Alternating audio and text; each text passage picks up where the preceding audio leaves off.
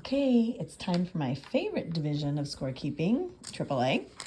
So I've tried my best to give you as many scenarios as possible to make you think a little bit, challenge you a little bit. But remember, your basics, if you're worried about it being too overwhelming, are just getting the runs and the pitches. This is the division. Anytime it's kid pitch, pitching counts because of player safety. So I'm not going to bore you with the setting up of the game because we already did a video about that, but just to show you in the book, I have written the umps down. We're pretending it's like 10 minutes before game time. I put the Daves because that's what I call it when it's the two Dave guys. You'll know if you don't know already. We have River Cats who are visitors, Marauders who are home. I put a date. I put a time. A place, not a time. I put my name. I have the lineup and AAA, new rule, new local rule, no longer 10 in the outfield.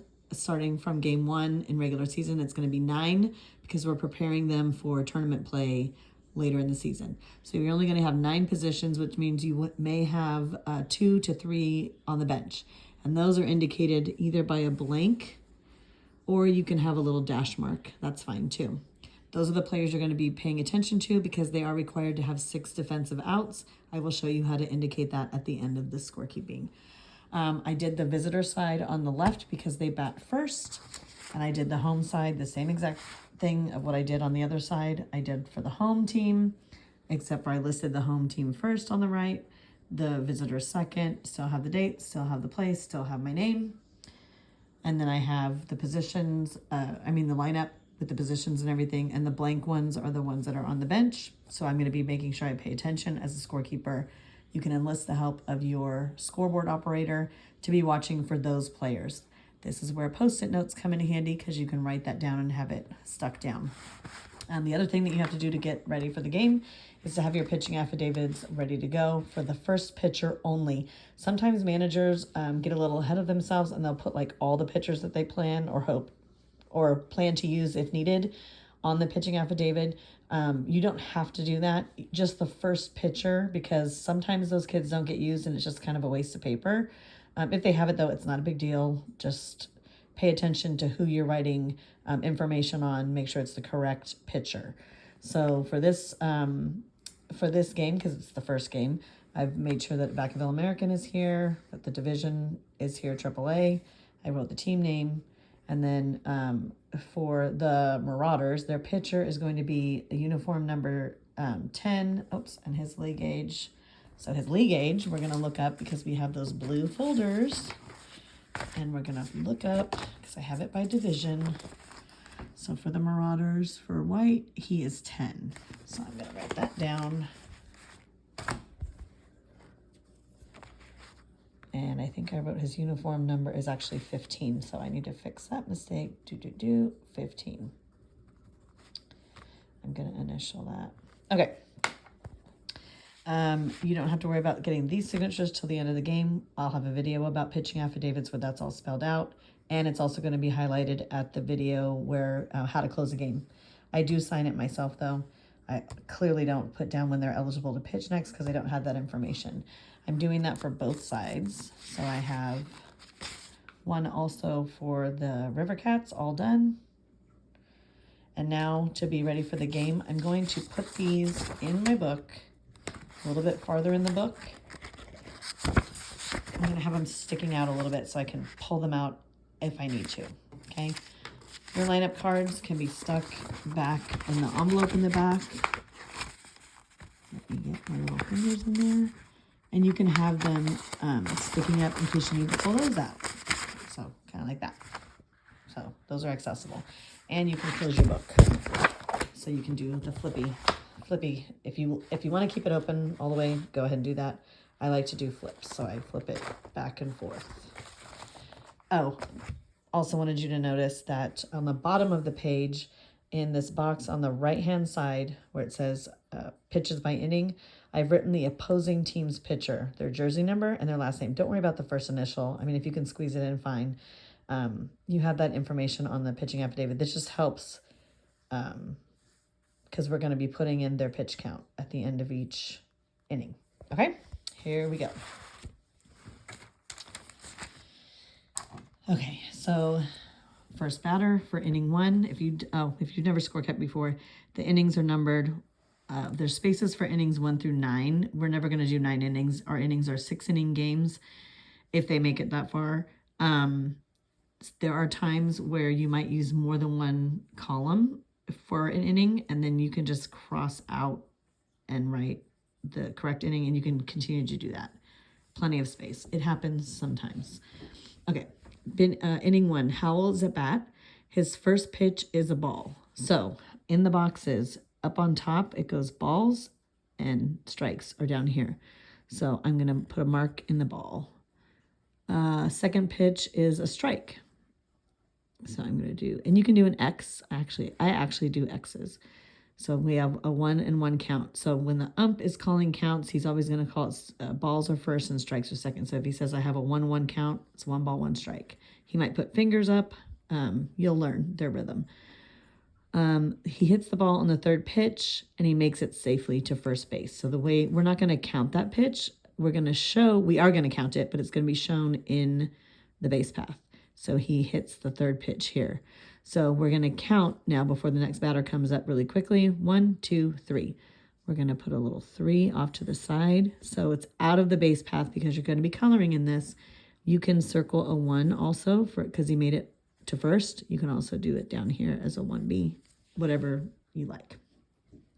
Batter 2 is Jamie.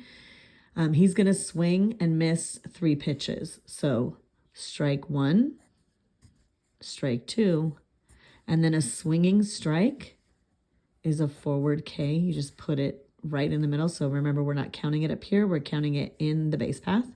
So that is 1, 2, 3 more pitches, but we're not going to put a 3 here. We're actually going to add, cumulatively. So 3, 4, 5, 6. So now we're at 6 pitches.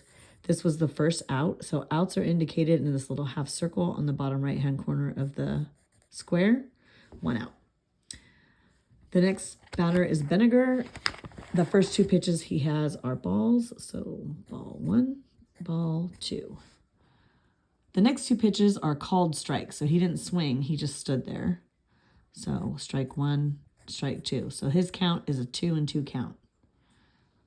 The next pitch, the 5th pitch, is a foul ball. So a batter cannot be out on a foul ball if it's his 3rd strike. What you do to indicate, because you still have to count the pitch, is it's a little dot.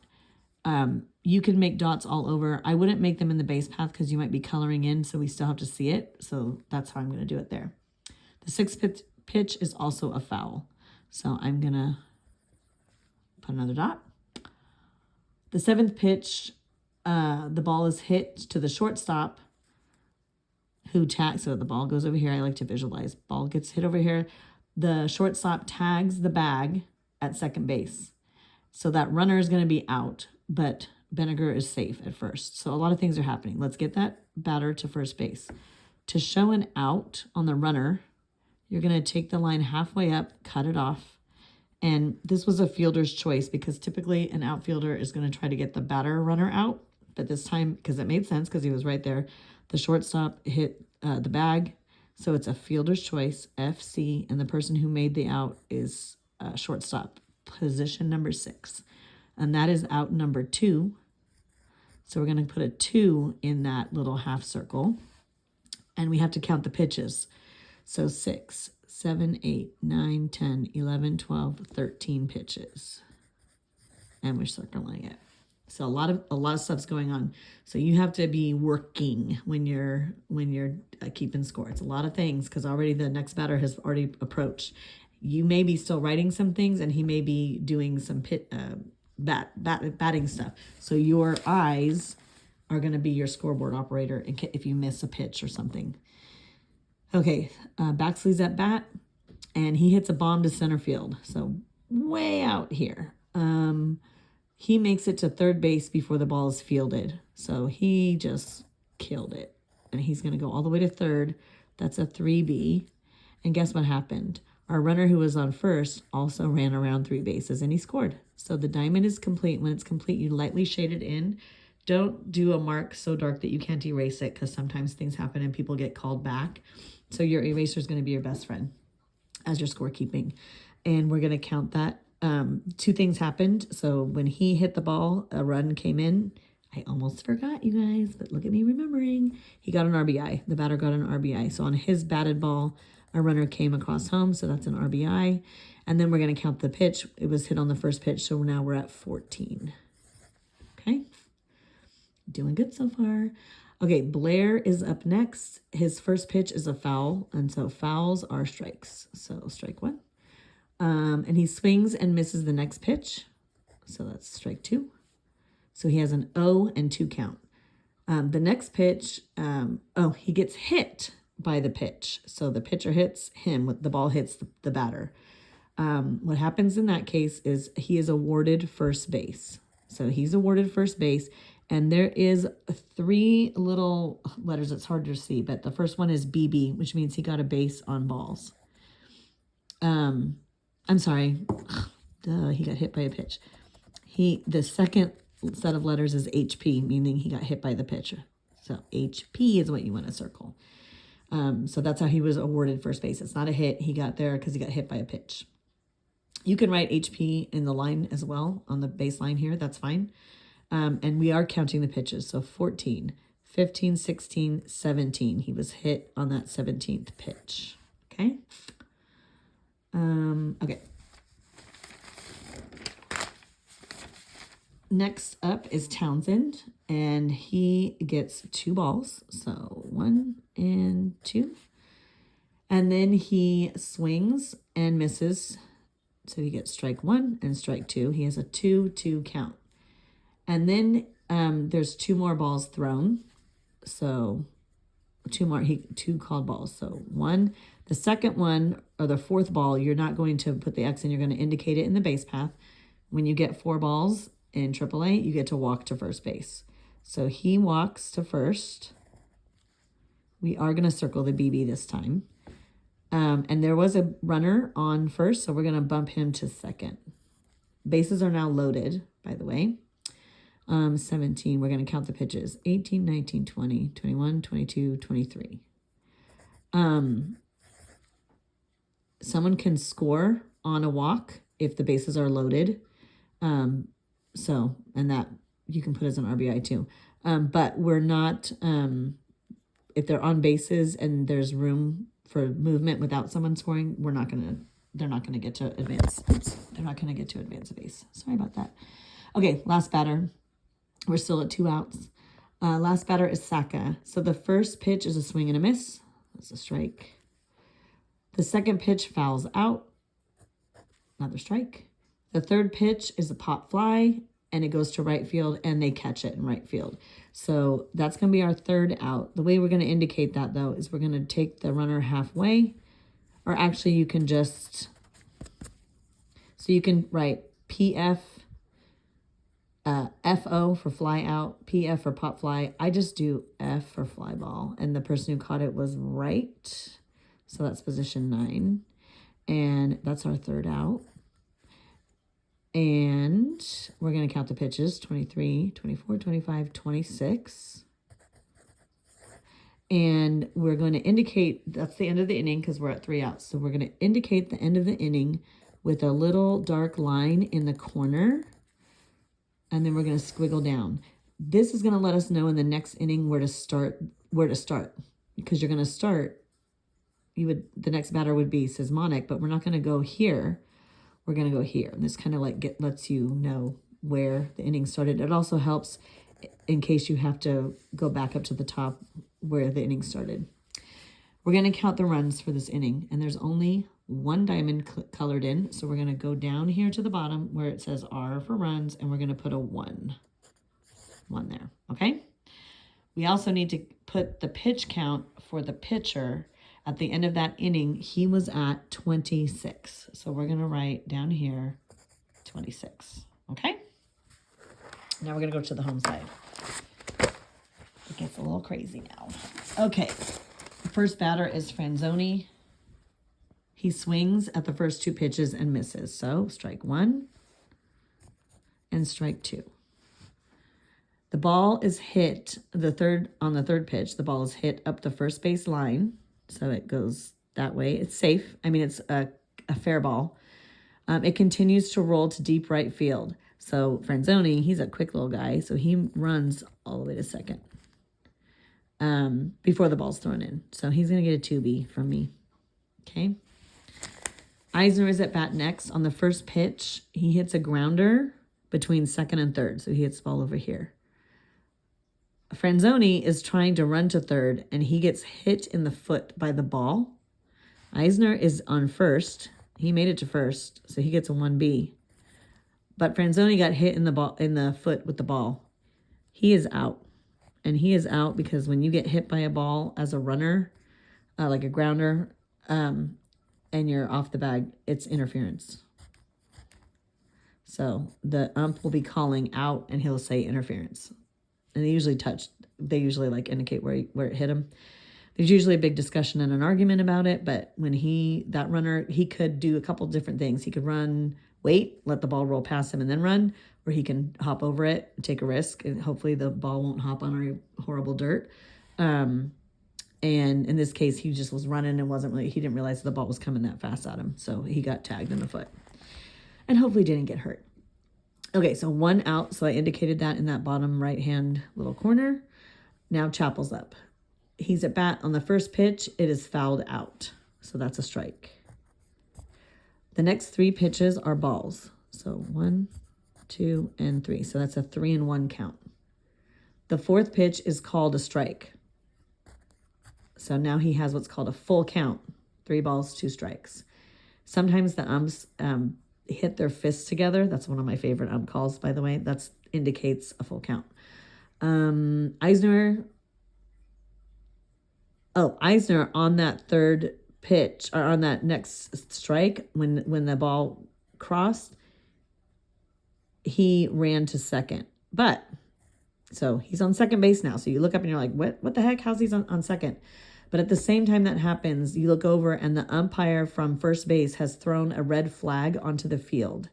That means that he left first base early. So you're not allowed to steal at AAA level. You're not allowed to attempt to steal before the ball crosses home plate. So he went to run off the base as soon as the pitcher released the ball. That you can't do. So the ump's going to, if they're paying attention, the umps are going to call that. And all that happens is the runner has to go back to first base. So he attempted the steal, but he left too early. So he's back to first base. So now Chappell's still alive. That happened on his 2nd strike. The ball's pitched again. This time Chappell hits the ball to deep left. Eisner runs all the way to 3rd. Chappell makes it to 2nd. Usually what I do when I'm scorekeeping is I go from the batter up. So I go backwards that way. You'll find your own rhythm of how to score, but you got to be paying attention to all the bases, all the runs. I already had a question about a scrimmage about how to handle when runners come across home, and I'll tell you my little secret when I do that in my scenario in a minute. But again, you'll figure out a way that works for you. Okay, so now White is at bat. On the first pitch, the ball is popped up high in the infield. So it goes way up here in the infield. The plate ump steps forward and he has his finger pointing into the air. He's not saying anything, but his finger's pointing in the air. Sometimes the field ump will also mimic that. White, it has booked it to first. Okay.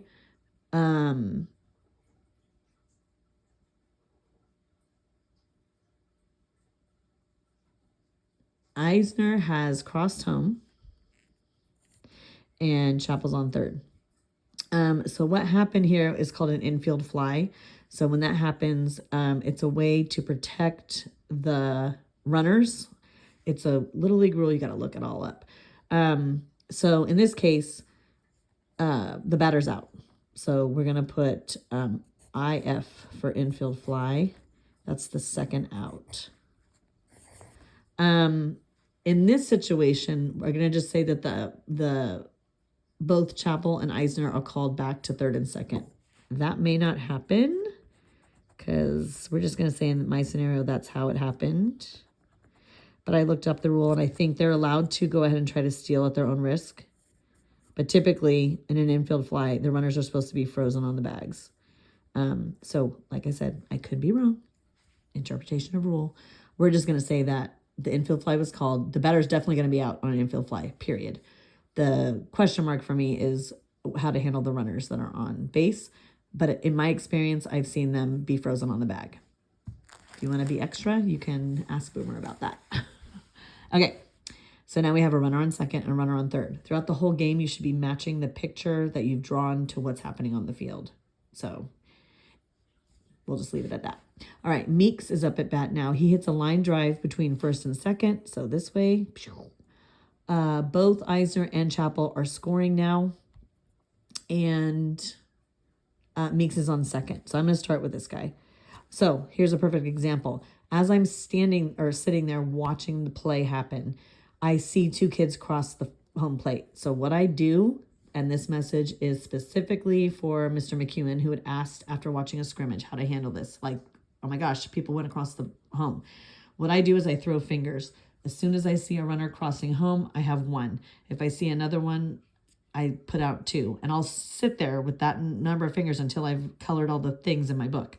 I don't use it. I don't throw fingers on my hand that I write with. And I'm left-handed, so I'm usually doing this with my right hand, but I'm holding my phone right now with my right hand. So I have two fingers up, so I better make sure that two of my diamonds are colored in. So because play is now ended. And I do know that my batter is on second, so I'm going to do him first. He got a 2B. Now I'm going to go back up and color in my guys. Okay, so I have two runs across. I have a man on second.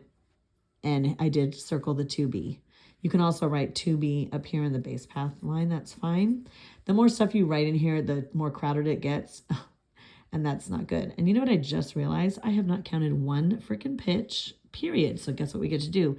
This happens all the time in a game. As soon as you realize you haven't counted the pitches, go back as long as you can still pay attention to what's happening. Or maybe it's like as they slow walk up to get in the batter's box, you can be counting. My bad. First batter had 1, 2, 3 pitches. Second batter, 4, because he just had 1, 4, 5, 6, 7, 8, 9, 10. And this guy was on 11. And this guy was on 12. My goodness, I am a hot mess. And I don't have room there, so I'm going to write it down here. Okay, phew. Okay. Next batter is Spinetti. Spinetti's at bat. He hits a grounder on his very first pitch to the shortstop. The shortstop is bobbling the ball. It's not in his glove. He's trying to get his footing. So in all that bobbleness, Spinetti makes it to first, and Meeks makes it to third. Okay, sorry, I'm reading my script and I wrote something wrong. No big deal. Okay, so technically, this is on an error. But he reached the base on an error because the shortstop should have fielded the ball and thrown it in.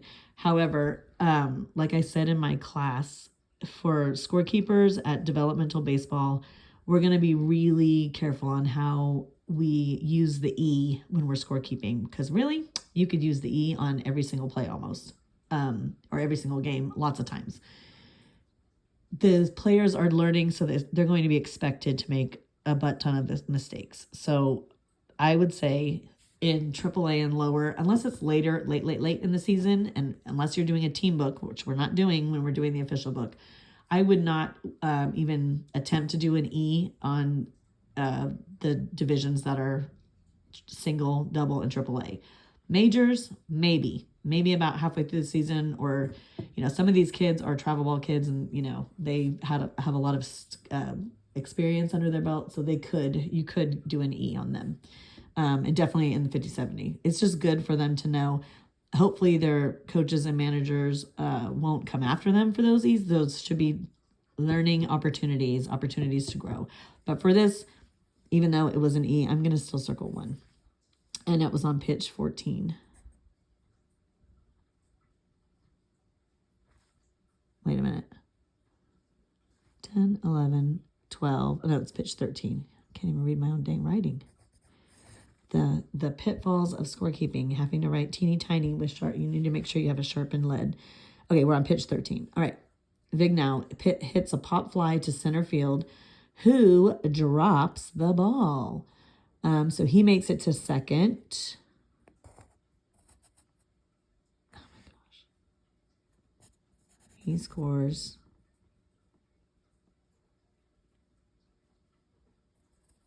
And he's on third. Okay, I just feel okay. So he got a RBI, and in typical myself fashion, I also have forgotten my.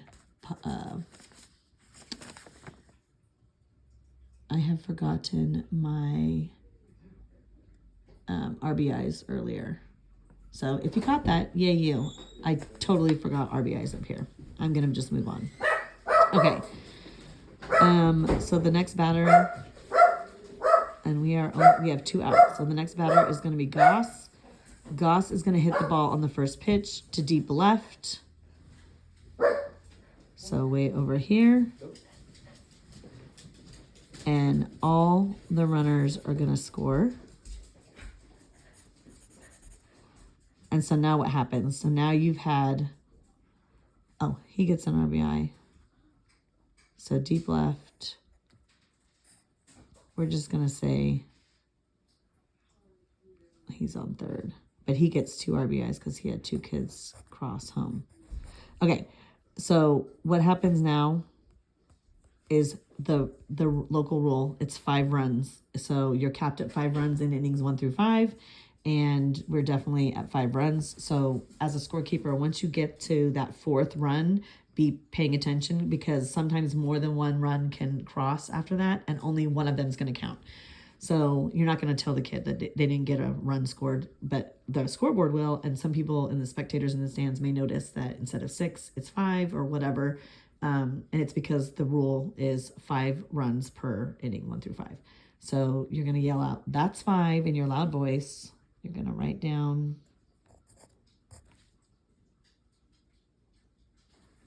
5 runs at the bottom. You got to go back up here and figure out your pitch count so we're stopped at 15. So at the end of that run, at the end of that inning, close out the inning like this. It is 15 for Sysmonic. And I will say that the batter did bat, and he was successful in finishing his at bat, okay, before that inning was over. That was kind of a mess, guys, sorry. Okay, so now we're at inning 2.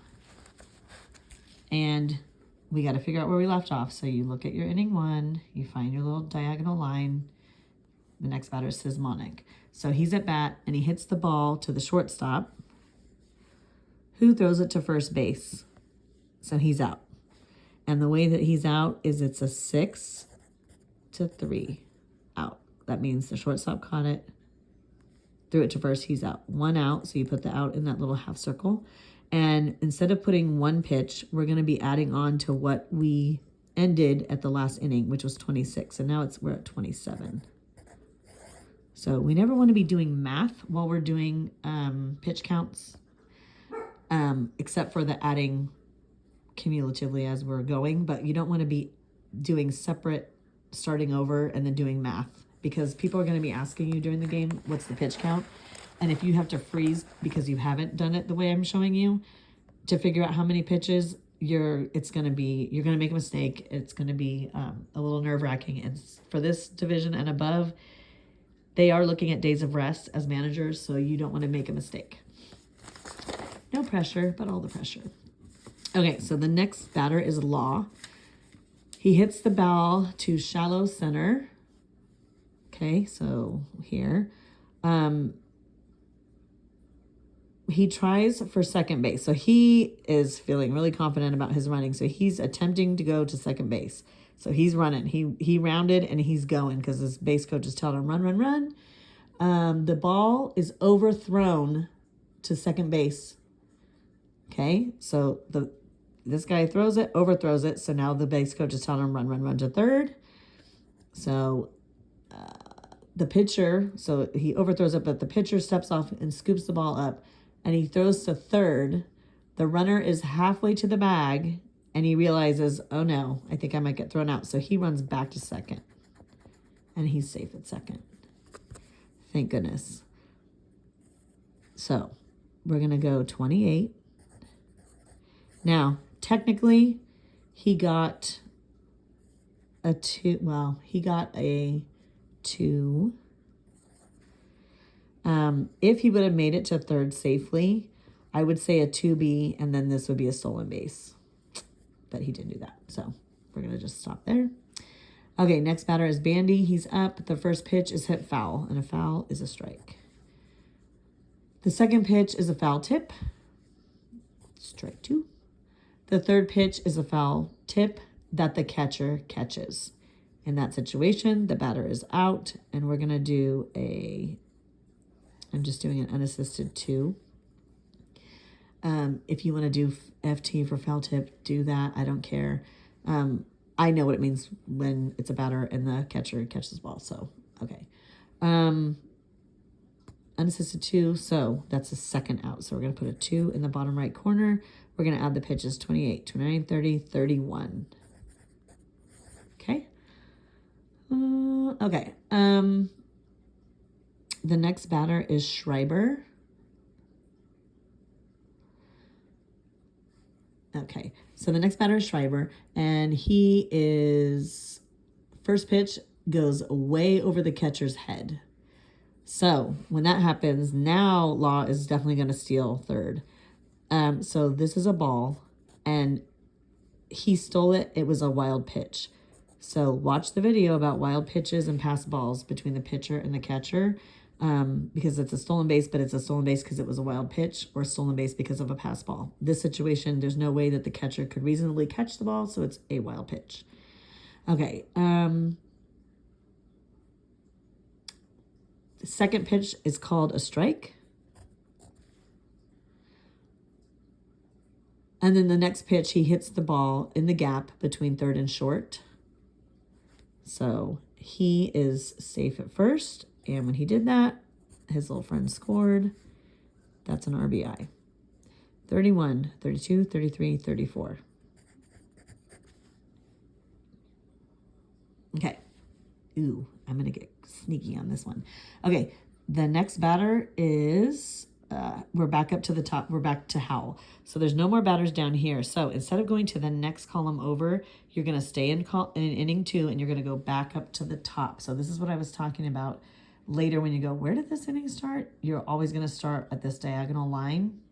Or if you don't do the diagonal line, you got to look where the inning prior ended. It gets complicated. Anyway, you're going to go back up. We're now at the top of the lineup. And this is Howell again. So he hits a line drive to center field. And he makes it to second.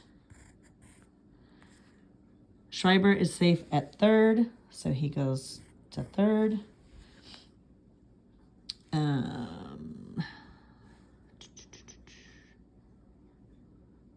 Okay, the center fielder throws the ball in, but when he throws it over the second baseman's head. So when he did that, Schreiber wants to get points for his team, so he scored on an overthrow.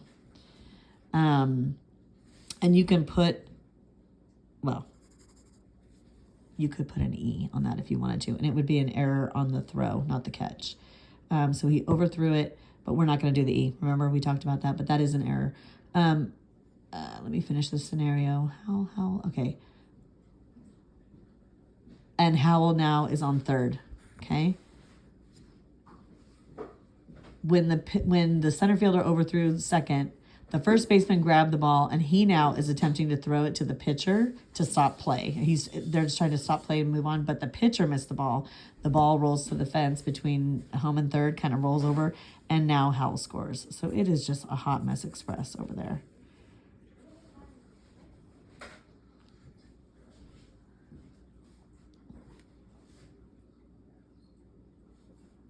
And I'm going to do an RBI for that. Actually, you could do 2 because he got his own RBI.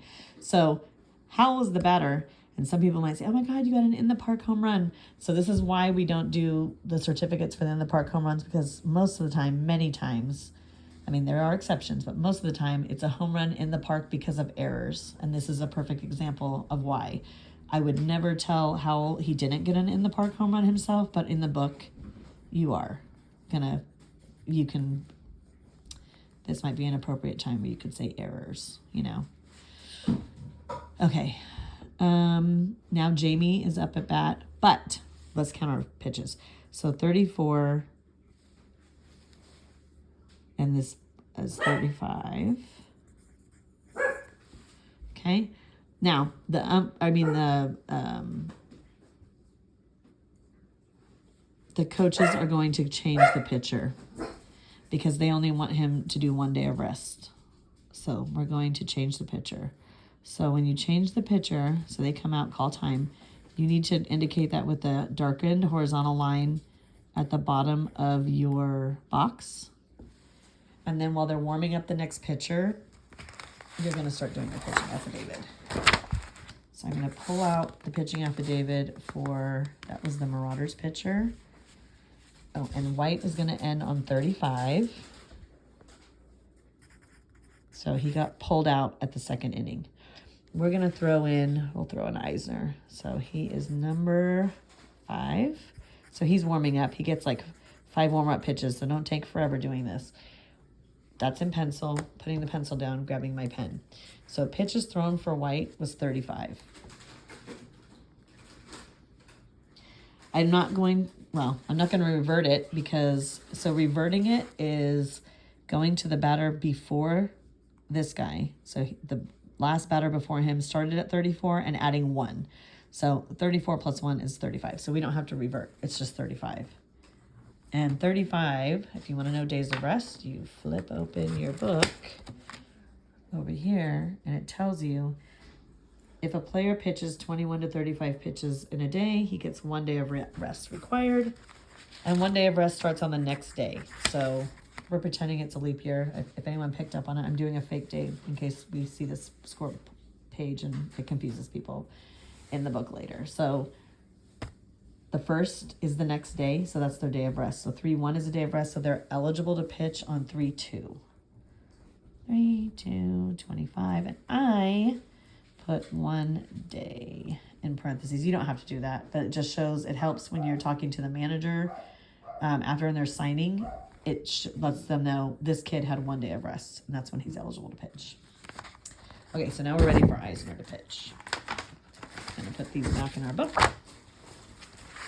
Flip the floppy back over. Okay, so Eisner is now pitching. So now we're back to batter Jamie. We're still at 2 outs. Okay, Jamie is at bat. He hits a grounder between first and second base on the first pitch. So, and he is safe at first. So we're not going to do a 36. We're going to start at 1 because it's a new pitcher. Okay. And then Vinegar is at bat next, and he hits a grounder to second base. Second baseman touches the bag. So the runner, Jamie, is out. He would have made it to first safely. So this is a fielder's choice again. FC. And we're gonna give that one to position 4 because he was covering the bag. Okay, third out. And that was on the second pitch. So the inning's over. We're gonna do the little line here. Squiggle down, squiggle down. How many runs? 1, 2, 3. The only time you're adding is down here.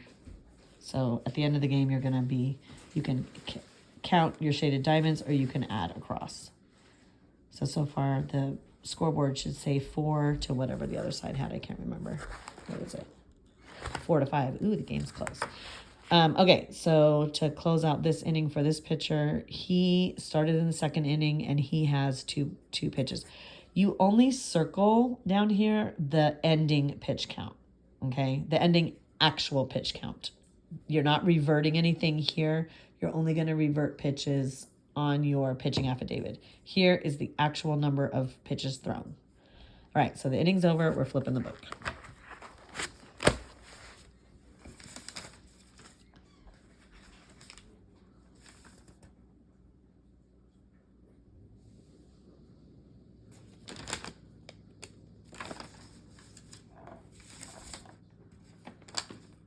Okay. Wait a minute. Hold on. We're on inning 2. I am just a hot mess. Okay, inning 2.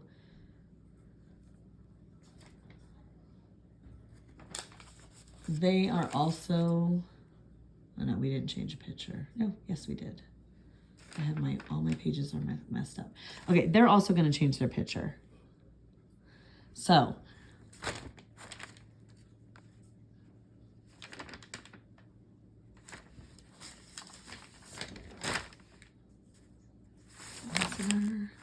oh, actually I lied. We're not changing the picture yet.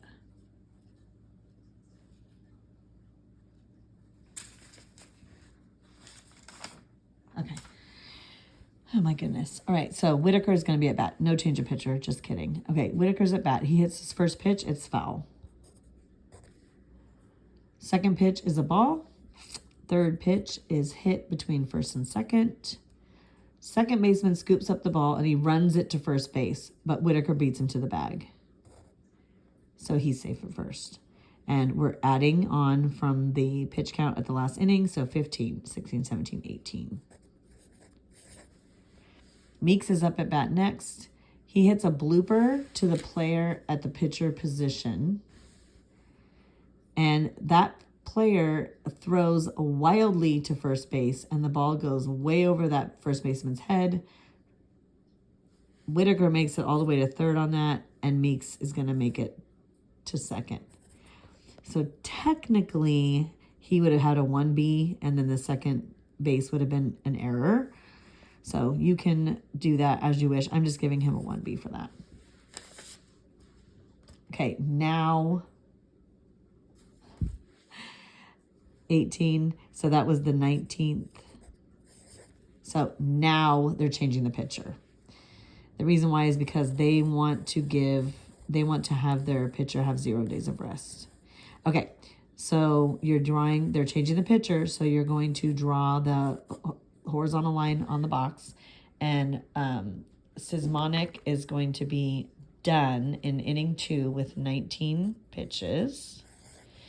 And who did I say they're throwing in? Oh, Howell is now pitching. So Howell is number 8. Howell. Pulling out my pitching affidavits because he's warming up, putting my pencil down, picking up my pen. Make sure you're doing the correct pitching affidavit. So now we need the River Cats pitching affidavit, which is here. To finish out Sismonic. So he started out the last batter at 18. See, those are both horrible examples of reverting. Watch the video about pitching affidavits. You'll have better examples of reverting. You always look at where they ended. You go up to the batter before that, and you look at their number, and you add 1. So in this case, it's exactly the same. It's 19. And then to no days of rest, you go to the inside flap. If a player pitches 20 or less, they have no days of rest required. You're going to see this a lot during playoffs where they just throw them to their threshold, their 20. So they're able to pitch tomorrow, which is the 1st. So 3, 1, 25. And now you're ready. Oh, now you got to add in their next guy, who's going to be Howell. I don't think I added the next guy on this guy either. Oh my gosh. So still same date of the game. The next pitcher is going to be Howell. So Howell. His uniform number is 8. His league age, I'm going to use that blue folder. Howell is River Cats. Howell, he is 10 years old. And then you're going to sign it. And he's still warming up and they're farting around. So we're going to go back because we just realized that we did not do the Marauders change of pitcher. Why? Because I didn't have it in the script and I thought I was being cute. All right, so this guy is Eisner. So we're going to add him in. So 229, Eisner. His uniform number is number 5. And then to find his age, we're going to go to that blue folder. And Eisner is 9 years old. And we're going to sign it. And then we're going to stick this back in the book. We're just going to pretend that I did that. Okay, flip it back to the correct side that you're scorekeeping on. Okay, so now they're ready to go. So now Porter is at bat.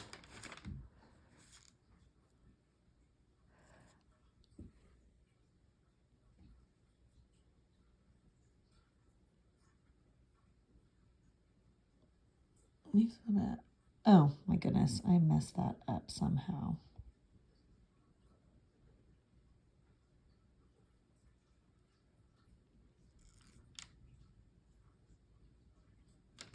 I'm reading my scenario. Hold on. How's pitching?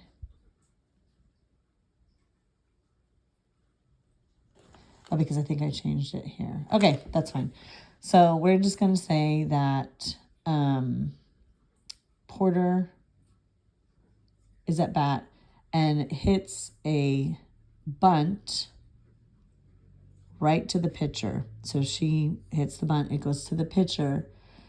The pitcher throws her out at first, even though the team is yelling, home, home, home. Why? Because, oops, so this is going to be halfway to first because she gets thrown out. And it's going to be, this is a sack because she sacrificed herself in order for a run and someone to get on third. So she actually gets an RBI. Awesome. She did her job. But this is a sack. So she sacrificed a sack bunt. Okay. And how many pitches? 1, because it's a new pitcher. Okay. And that is 1 out. Okay, next batter, Gifford. Gifford is at bat. He hits a pop fly to deep right field, who catches the ball. Okay, so they catch the ball, so he's going to be out. However, don't look down yet. I'm going to put PF 9, 2 outs. Don't look down now because now craziness happens. So we have someone on third base who stayed on their bag, but when the ball hits the fielder's glove, the base coach is telling him to run and attempt to steal home. So he is doing it. So he goes ahead and steals home. However, at the same time, that right fielder has a gun for an arm, so he throws that ball toward home. The catcher misses the ball. He would have been safe, but guess what happened? In all the excitement, Meeks slid head first. You can't do that. You can't slide head first, so he's declared out. So that is going to be, he's just out for sliding wrong, so it's 3. You can write a note on here. I would just do like head first, slide. So that's 3 outs, and that pitch was pitch 1, pitch 2. It was 2 pitches. So again, Howell ends his inning at 2. Don't circle it because he's going to continue to pitch for the next couple innings. That was a hot mess. Sorry, guys. It's so hard to do a live scripted game without watching it live and scorekeeping, making up scenarios on your own. So I hope I gave you some examples of scenarios that might happen during a game, and how to write down defensive outs. Basically, the most important things for AAA is to get the runs and definitely the pitch counts. Okay, so runs and obviously the outs. Not how they were made, but just making sure you're indicating that was an out. So out number 1, out number 2. So you're doing that. So if you're running the scoreboard, pay attention to the outs because people are going to be screaming at you if you don't have the right number of outs on the scoreboard. And the umps are adult umps, so they will turn to you and they will say, I have 2 outs. Do you have 2 outs? To the book. And that usually means, hey, scoreboard operator, you need to be paying better attention and putting the correct number of outs on the board. You also need to be putting pitch counts up on the scoreboard. So the book should not have to be reminding you to do that, but you guys can compare notes about where you are in pitch count, because what's on the board needs to match what's in the book, even if the book is wrong. So I'll go over that when I do some pitch count training, because I have a little piece of paper that people can follow if they're on the scoreboard to try to use to match pitch counts and help out your official scorekeeper. But in any type of dispute, the book is always going to be correct. Okay, so make sure you watch how to close a game, and we're done. We made it.